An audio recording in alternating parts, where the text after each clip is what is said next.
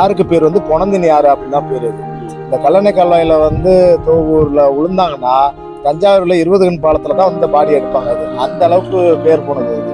அதாவது தண்ணி மேல வந்து அமைதியா இருக்கும், கீழ்மட்டத்துல காலை வச்சுன்னா இழுத்துட்டு போயிடும் ஆளை. இந்த பொனந்தண்ணி ஆறு இந்த பணந்தண்ணிகளால வந்து ஆக்கிரமிக்கப்பட்டிருக்குது. காசுக்காக கட்சி பாகுபாடு இன்று இன்னைக்கு எல்லா கட்சிகளும் ஒன்று சேர்ந்து இந்த வேலைகளை பண்ணிட்டு இருக்கிறாங்க. அது ஆண்ட கட்சிகளா வந்து இந்த வேலைகள் தான் பார்த்துட்டு இருக்கிறாங்கிறதான் சொல்றாரு. கைகோடிக்கு உங்க நீர் போது விலைக்கு வைக்கிறாங்க. உங்க கட்சியை சேர்ந்த அதிமுக முன்னேற்ற கழகத்திலிருந்து இப்போ வந்து மணமேல்குடி ஒன்றியத்தின் சேர்மனாக உள்ள கார்த்திகேயன் மற்றும் அவருடைய மனைவி, அதே மாதிரி நிலையூர் சரவணன், அதாவது திருச்சி எம்பி திருநாகரசு அவர்களின் மகன் தான் இன்னைக்கு வந்து சட்டமன்ற உறுப்பினர், அறந்தாங்கி சட்டமன்ற உறுப்பினர். இவங்கெல்லாம் சேர்ந்து என்ன பண்றாங்க,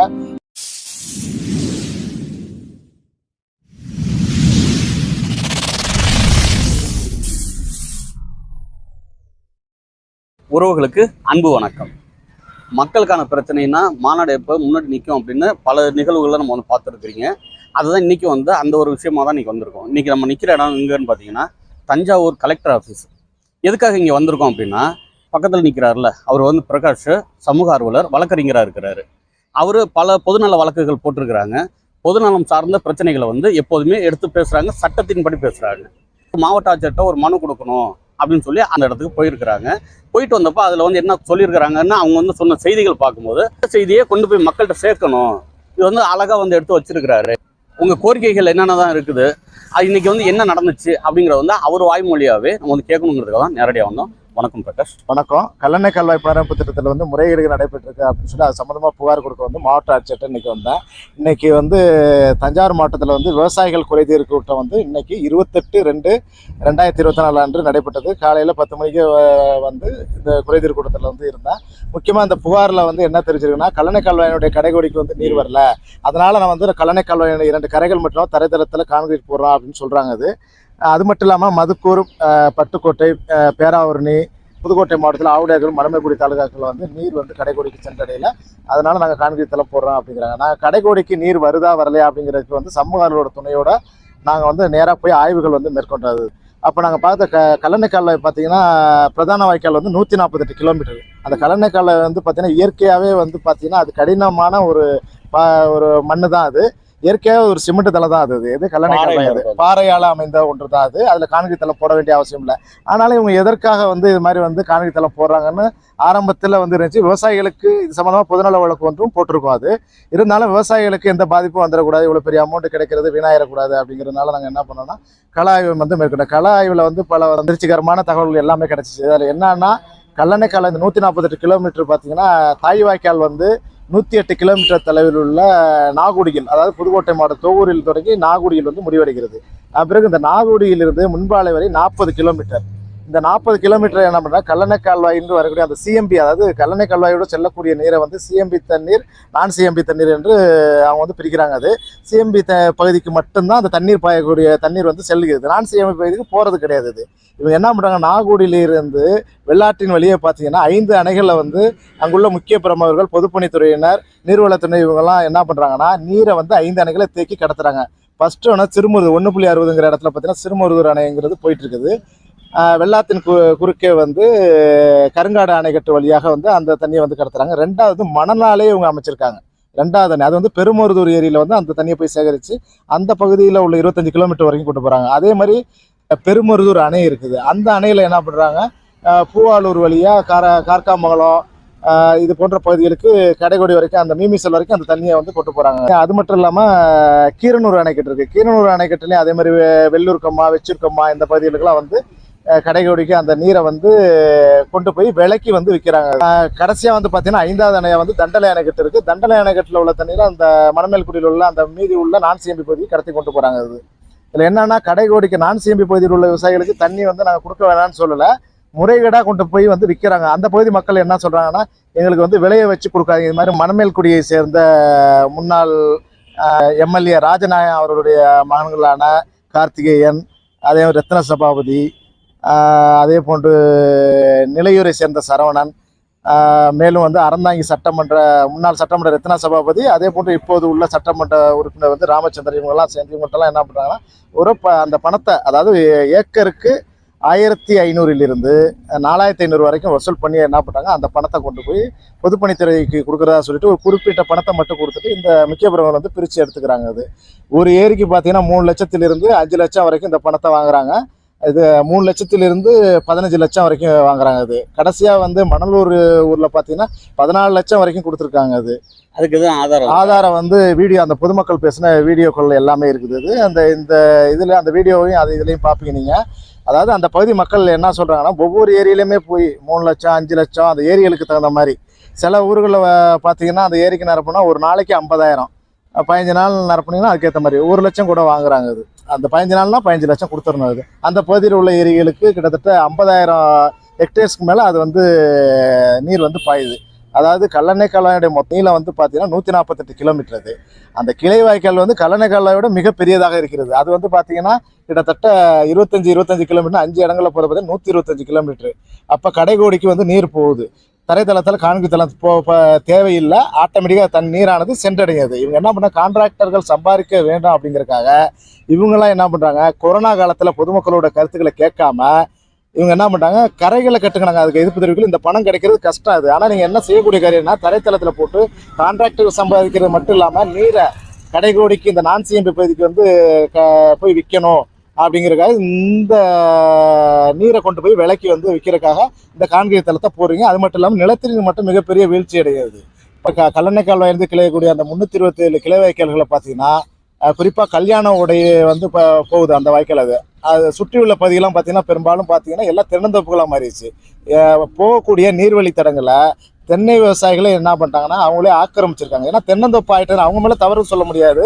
தென்னந்தோப்புகள் ஆகிட்டதுனால அவங்களுக்கு அந்த வாய்க்கால்கள் தேவைப்படலை. இதை வந்து இந்த நீர்வளத்துறையினர் என்ன பண்ணுறாங்க, சரியாக பயன்படுத்திட்டு விவசாய நிலத்துக்கு பயன்படக்கூடிய நிலங்களுக்கு நீரை பயன்படுத்தி விட்டு மீதி உள்ள தண்ணீரை வேணுங்கன்னு கடலுக்கு அனுப்பிச்சிறாங்க. அதே போன்று இந்த மதுக்கூறு இந்த 4 ஒன்றியங்களும் உள்ள தண்ணியை சேதுபாவசத்திரம் வரைக்கும் பட்டுக்கோட்டை பேராவூரில் உள்ள அந்த தென்னை மரங்கள் இருக்கிறனால அந்த தண்ணி என்ன பண்ணுறாங்கன்னா நேராக வந்து நாகுடிக்கு கொண்டு போய் இந்த வெள்ளாத்தி விலையை 5 அணைகள் மூலையாக விலைக்கு விற்கிறாங்க. அது அதாவது தண்ணி எங்கேயும் அவங்க வேஸ்ட் பண்ணல, விலைக்கு விற்று பணமாக விற்கிறாங்க. அது இது மட்டும் இல்லாமல் ஆனால் எப்படி வேஸ்ட் பண்ணுறாங்கன்னா, இப்போ வந்து பார்த்தீங்கன்னா கல்லணை கால்வாயில் அந்த கடைக்கோடியில் நாகுடி பகுதியில், அதாவது பட்டுக்கோட்டையில் புதுக்கோட்டையில் பார்த்தீங்கன்னா சிஎம்பி நான் சிஎம்பின்னு இருக்குது.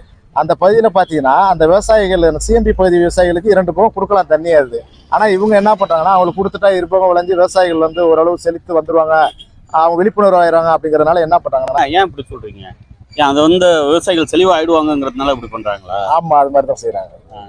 அதாவது கல்லணை கால்வாயினுடைய கடைகோடி வரைக்கும் நீர் வந்தது அப்படின்னா இந்த கல்லணை கால்வாய் புனரமைப்பு திட்டத்தை வந்து நிறைவேற்ற முடியாது. அது கான்ட்ராக்ட்காரங்களும் சம்பாதிக்க முடியாது. அது அந்த காரணத்தினால இவங்க என்ன பண்ணுறாங்கன்னா, கல்லணை ஒரு பக்கம் வந்து பிள்ளங்குடிங்கிற இடத்துல என்ன பண்ணுறாங்க, ஆத்தமர் கம்மா, காரக்கோட்டை கம்மா வழியாக கிருஷ்ணாஜி பட்டினம் வழியாக என்ன பண்ணுறாங்க, கடலுக்கு அனுப்பிச்சிடுறாங்க.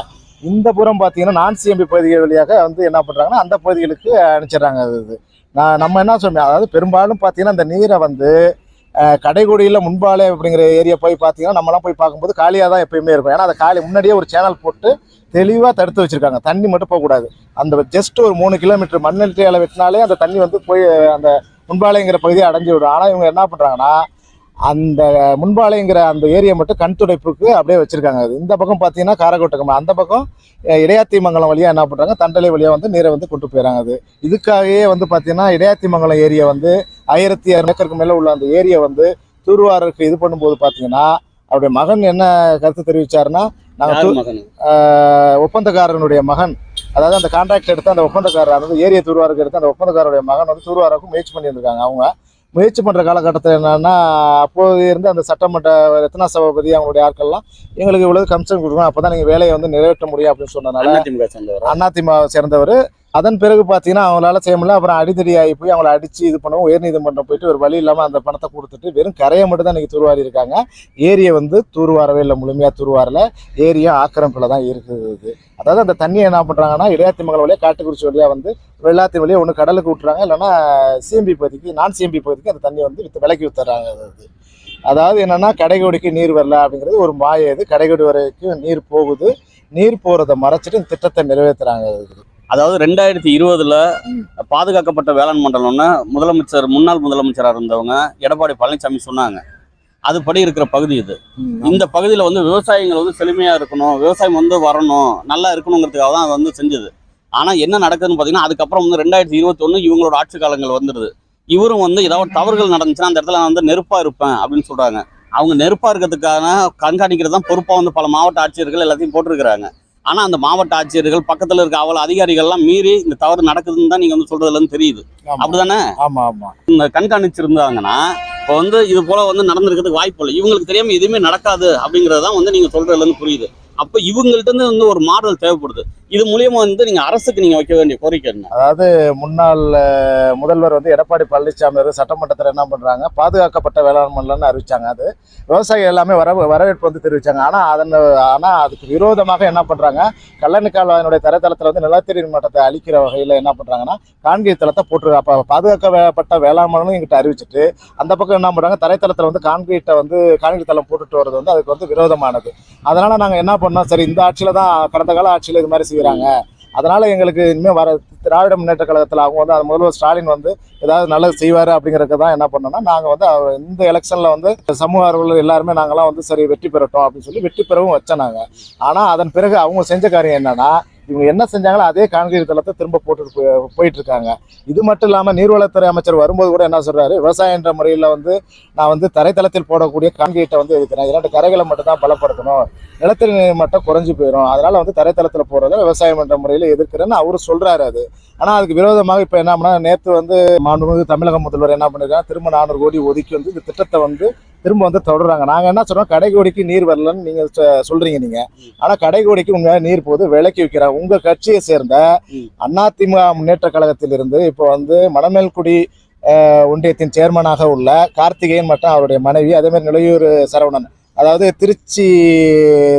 திருச்சி எம்பி திருநாவுக்கரசு அவர்களுடைய மகன் தான் இன்னைக்கு வந்து சட்டமன்ற உறுப்பினர் இருக்கு, அறந்தாங்கி சட்டமன்ற உறுப்பினர். இவங்கெல்லாம் சேர்ந்து என்ன பண்றாங்க, இந்த அப்பாவி விவசாயிகள் இருந்து அவங்க வயிற்றுல அடிச்சு அந்த பணத்தை வந்து மறைமுகமாக வந்து கையாடல் பண்ணிட்டு இருக்காங்க. இதுக்கு நீர்வளத்துறை அதிகாரிகளும் உடந்தையா இருக்காங்க. அதனால நீங்க வந்து என்ன பண்ணணும், இதுக்கு வந்து நடவடிக்கை எடுக்கணும். அது மாவட்ட ஆட்சியர் இன்னைக்கு கொடுக்கும்போது அவர் பேசுறதுக்கு முதல் அனுமதிக்கல, அத்தனை குறுக்கீடுகள். எந்த ஆட்சியர்? தஞ்சாவூர் மாவட்ட ஆட்சியர் இன்னைக்கு காலையில வந்து பேசுறதுக்கு அனுமதிக்க சொல்லி காலையில 10 மணிலேருந்து உட்காந்துருக்க பேசுறதுக்கு அனுமதிக்க மறுத்துட்டாரு. அவரு இருந்த போதில் அவர் கொடுத்து அந்த மைக்கை வாங்கி ஒரு வழி இல்லாமல் 2 வார்த்தைகள் மட்டும் தான் பேசுறதுக்கு அனுமதிக்கல. இருந்தாலும் நான் பேசிவிட்டேன். அது மறைமுகமாக கடைகோடிக்கு நீர் வருதுங்க அப்படிங்கிற தகவலை ஊழல் நடைபெறுங்கிறத சொல்லியிருக்கோம். அது சொல்லியிருந்த போதிலும் அவர் ஏற்றுக்கொள்ள நடவடிக்கை எடுக்கிறாரு அப்படிங்கிற கருத்தை இருக்கிறார். இன்னொன்று, மாவட்ட ஆட்சியருடைய அணுகுமுறை வந்து முறையற்றதா இருக்குது. அது நேற்று கூட என்ன பண்ணுறாங்க, மணல் கடத்தல் சம்மந்தமாக, அதாவது 3 நாளைக்கு முன்னாடி மணல் கடத்தல் சம்மந்தமாக இடியில் வந்து முக்கிய நபர்களுக்கு வந்து இடியில் அவங்கள வந்து விசாரிச்சுட்டு இருக்காங்க. அது சம்மந்தமாக 5 மாவட்ட ஆட்சியருக்கு வரும்போது உயர்நீதிமன்றத்தில் வந்து அதுக்கு தடை வச்சிருந்தாங்க. உச்சநீதிமன்றம் தான் விசாரிக்கிற தவறு இல்லைன்னு சொல்லியிருந்தாங்க. மாவட்ட ஆட்சியர் என்ன பண்ணால், இது மட்டும் தவறுகள் நடைபெறுதுன்னா உடனடியாக வந்து சுட்டி காமிச்சு என்ன பண்ணணும்னா அந்த தவறுகள் நடைபெறாமல் இருக்கிறதுக்கு முயற்சி பண்ணுது. கடைகோடிக்கு இத்தனை பேர் வந்து 30 கோடி ரூபா அளவுக்கு வந்து விற்பனை நடக்குதுங்கும் போது அப்போ கடைகோடிக்கு தண்ணி போகுது. அப்போ ஏன் இவர் மாவட்ட ஆட்சியர் என்ன பண்ணால் அதை வந்து அரசாங்கத்துக்கு தெரியப்படுத்தணும். இது டிவிசியில் அவர் ஒரு புகார் கொடுத்து ஒரு நடவடிக்கை எடுக்கலாம், இல்லை உண்மையான ஆராயலாம். இவ்வளவு தெரிஞ்சும் அவங்களுக்கு எல்லாம் தெரிஞ்சிருந்து என்ன பண்ணுறாங்க, செய்யலை. அது இதே போன்று புதுக்கோட்டை மாவட்ட ஆட்சியர் என்ன பண்ணால் உரிய நடவடிக்கை எடுக்கணும். அது அதனால் முதல்ல வந்து இந்த திட்டம் வந்து பார்த்தீங்கன்னா ஊழல் செய்வதற்காக கனவு திட்டம் என்ற பெயரில் வந்து உருவாக்கியிருக்காங்க. இது நாங்கள் என்ன சொல்கிறேன்னா, இந்த திட்டத்தை வந்து திட்ட அறிக்கையை யார் தயார் செஞ்சாங்களோ அவங்க மேலே ஃபஸ்ட்டு நடவடிக்கை எடுக்கணும். இதுக்கு வந்து பார்த்தீங்கன்னா தலைமை பொறியாளர், சீஃப் இன்ஜினியர் நீர்வளத்துறையில் இருக்காங்க. அதுக்கப்புறம் வரக்கூடிய எல்லா இன்ஜினியர் எல்லார் மேலேயும் நடவடிக்கை எடுக்கணும். கடந்த காலத்தில் முருகேசன் அப்படின்றவர் வந்து ரிட்டையர்மெண்ட் எல்லாரையும் விசாரணை பண்ணிங்கன்னா முழுமையான தகவல் வந்து கிடைக்கிறது. உங்களுக்கு என்னன்னா, ஒன்று என்னென்னா, கடைகோடிக்கு நீர் வருது. இப்போ மதுக்கூறு, பட்டுக்கோட்டை, பேராவூர், சேதுபாசத்திரம் செல்லக்கூடிய அந்த பிளாக்கு செல்லக்கூடிய அந்த நீரை என்ன பண்ணுறாங்கன்னா, அங்கே வந்து தென்னந்தப்பாயிட்டு வந்து பயன்படலை. அது ஏரி குளங்கள்லாம் ஆக்கிரமிப்பில் இருக்குது. 694 ஏரியும் ஆக்கிரமிப்பில் இருக்குது. அந்த ஏரி எதுவும் வந்து அவங்க வந்து மீட்கலாது. வெங்கரை ஏரி எடுத்துக்கிட்டிங்கன்னா 530 ஏக்கரில் 500 ஏக்கர் ஆக்கிரமிப்பில் இருக்குது. தஞ்சாவூர் சமுத்திரக்கரையில் பார்த்தீங்கன்னா அது 240 ஏக்கர் ஏரி வந்து அதுவும் ஆக்கிரமிப்பில் இருக்குது. அது மட்டும் இல்லாமல் பார்த்தீங்கன்னா வாட்டாத்திக்கோட்டை 170 ஏக்கர் ஏரி அது பார்த்தீங்கன்னா அதுவும் ஆக்கிரமிப்பில் இருக்குது. வெறும் 45 ஏக்கர் தான் இருக்குது.